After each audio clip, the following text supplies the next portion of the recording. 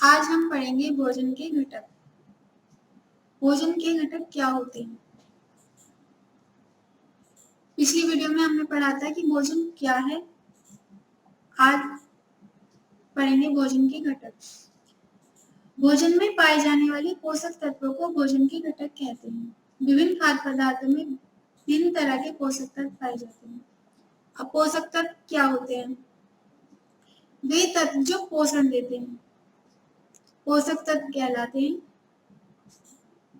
पोषक तत्व मुख्य 5 प्रकार के, जैसे कार्बोहाइड्रेट, वसा, प्रोटीन, विटामिन, खनिज।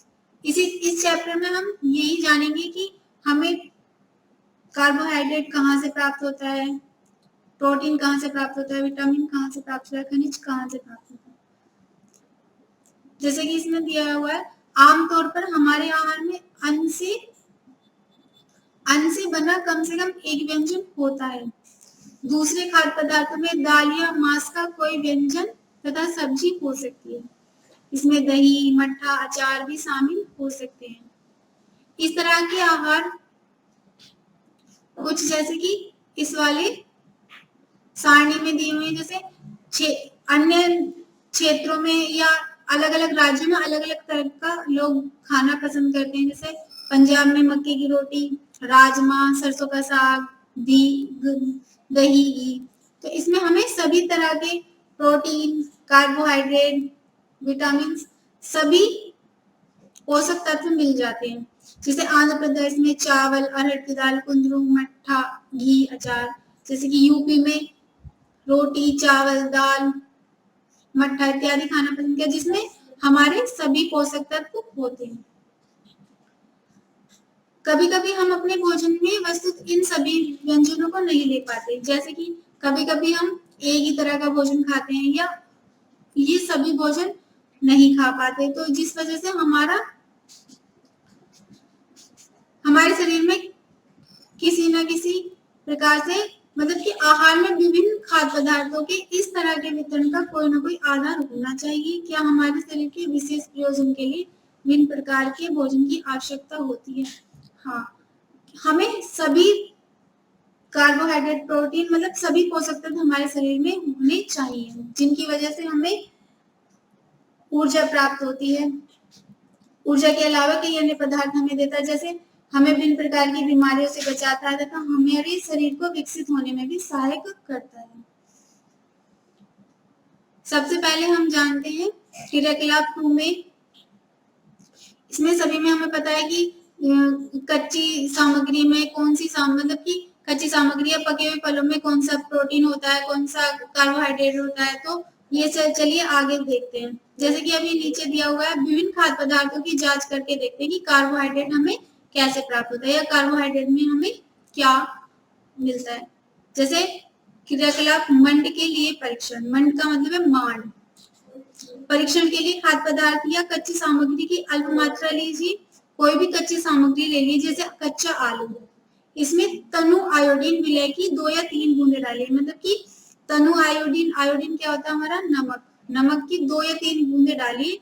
खाद्य पदार्थ के रंग में होने वाले परिवर्तन और उस कच्चे आलू पर वो नमक डालकर देखिए। यदि वह आलू नीला या काला पड़ जाता है, इसका मतलब उसमें मांड है या उसमें मंड की उपस्थिति दर्शाता है, इसका मतलब उसमें कार्बोहाइड्रेट है। इसी तरह हम प्रोटीन का परीक्षण करेंगे। प्रोटीन के परीक्षण के लिए किसी खाद्य पदार्थ की थोड़ी मात्रा लीजिए। कोई भी खाने का, जैसे कि दाल ले लीजिए। दाल में क्या होता है? हमारा प्रोटीन होता है। जिस खाद्य पदार्थ का परीक्षण करना है, यदि वह ठोस है तो उसे पहले पेस्ट बना लो। दाल है तो उसे पहले चूर्ण की तरह पीस लो। उसमें मसलकर उसके चूर्ण को एक साफ परत नली में डाल दें और 10 बूंद जल डालकर उसे अच्छी तरह हिलाएं। अब ड्रॉपर की सहायता से परत नली में 2 बूंद कॉपर सल्फेट का विलय तथा 10 बूंद कास्टिक सोडा का विलय डालकर अच्छी तरह मिलाएं। कुछ मिनट के लिए परत नली में रख दीजिए। कि आप देखते हैं कि परत नली का पदार्थ बैंगनी रंग का हो जाता है। यदि वह बैंगनी रंग का हो जाता है तो इसका मतलब है कि उसमें प्रोटीन उपस्थित है। इसी तरह हम वसा का परीक्षण करेंगे कि कौन सी वस्तु में वसा पाई जाती है। वसा क्या होता है? वसा भी हमें ऊर्जा ही प्राप्त करती है। कार्बोहाइड्रेट हुआ, प्रोटीन हुआ, वसा हुआ, खनिज, ये सब हमें क्या प्राप्त, हमारे शरीर को क्या प्रदान करते हैं, ऊर्जा प्रदान करते हैं। जैसे कि ये हमें सारणी दी हुई है, कच्चे आलू में क्या पाया था हमने, मांड, मतलब कि कार्बोहाइड्रेट। दूध में क्या पाया हमने, प्रोटीन। और मूंगफली से हमें क्या मिलता है, तेल, वसा। ज्यादा वसा खाने से भी हम किसके रोगी हो जाते हैं, मोटापे के। जैसे बिना पका चावल, चावल में सभी को पता है क्या मिलता है, मांड मिलता है, तो वो किस में आएगा, मंड में। पका हुआ चावल में भी क्या होता है, मांड होता है, वो किस में आएगा, कार्बोहाइड्रेट होता है। सूखा नारियल, नारियल से हमें क्या प्राप्त होता है, तेल, तो वो किसके अंदर आ जाएगा, वसा में। इसी तरह ये सारणी सारी आपको करनी। आगे चल के देखते हैं, जैसे हमें ये दिया है कार्बोहाइड्रेट हमें कौन कौन सी वस्तु से प्राप्त होता है। जैसे शकरकंदी से हमें कार्बोहाइड्रेट मिलता है, आलू से, गन्ने से, पपीता से, तरबूज, आम, मक्का, बाजरा, चावल, गेहूं, ये सब किसके स्रोत है, कार्बोहाइड्रेट के। उसी तरह नीचे वसा के, जैसे मूंगफली का तेल हो गया, बादाम का तेल, नारियल का तेल, तिल का तेल, ये सब जो भी तेल की मतलब जिनसे हमें तेल प्राप्त होता है, वो सब हमारे किसके स्रोत है, वसा के। उसी तरह प्रोटीन के कौन से स्रोत है, जैसे घी, दूध, मक्खन, क्रीम, मांस, मछली आदि, ये सब हमारे हमें इनसे हमें क्या प्राप्त होता है, प्रोटीन। उसी तरह जैसे कि आप पीछे बढ़ के आए, प्रोटीन की आवश्यकता शरीर की वृद्धि तथा स्वस्थ रहने के लिए होता है। प्रोटीन युक्त भोजन को प्राय शरीर वर्धक भोजन कहते हैं। विटामिन रोगों से हमारे शरीर की रक्षा करते हैं, मतलब कि जो ये पोषक पदार्थ होते हैं वो सभी हमारे शरीर की क्या करते हैं, बीमारियों से रक्षा करते हैं। यदि हम नहीं खाएंगे सभी पोषक पदार्थ तो हमें क्या हो जाएगा, बीमारी, हमारा शरीर कमजोर हो जाएगा और बीमारियों से ग्रसित हो जाएगा। जैसे कि विटामिन हमारे शरीर में रोगों से हमारे शरीर की रक्षा करते हैं। विटामिन हमारी आंख, अस्थियों, दांत और मसूड़ों को स्वस्थ रखने में हमारी सहायता करते हैं। इसी प्रकार विटामिन भी सभी वस्तुओं का अलग अलग होता है। जैसे कि दालों में प्रोटीन पाया जाता है, जैसे विटामिन ए किससे मिलता है, जैसे पपीता, आम, गाजर, दूध, ये सब किसके स्रोत है, विटामिन ए के। विटामिन बी किससे मिलता है, यकृत, गेहूं, चावल, इन सब से हमें किसका क्या मिलता है, विटामिन बी। और सी कहाँ से मिलता है, सी मिलता है हमें विटामिन टमाटर, खट्टी चीजों से, जैसे मिर्च, मतलब कि खट्टी चीजों से, जैसे मिर्च, संतरा, अमरूद, मिर्च से भी हमें विटामिन सी ही मिलता है। नींबू, ये सब हमारे किसके स्रोत है, विटामिन सी के। और इसी प्रकार विटामिन डी हमें किससे मिलता है, दूध, मक्खन, मांस, मछली आदि। और विटामिन डी का मुख्य स्रोत होता है हमारा सूर्य की किरणें। सूर्य से हमें विटामिन डी प्राप्त होता है। इसी तरह जैसे इसमें दिया है, विटामिन कई प्रकार के होते हैं जिन्हें अलग अलग नामों से जाना जाता है। इनमें से कुछ को vitamin A, B, C, D तथा ई विटामिन के नाम से भी जाना जाता है। विटामिनों के एक समूह को विटामिन बी कॉम्प्लेक्स कहते हैं। हमारे शरीर में सभी प्रकार के विटामिनों की अल्प मात्रा में आवश्यकता होती है। विटामिन ए हमारी त्वचा और आंखों को स्वस्थ रखते हैं। विटामिन सी बहुत से रोगों से लड़ने में हमारी मदद करते हैं।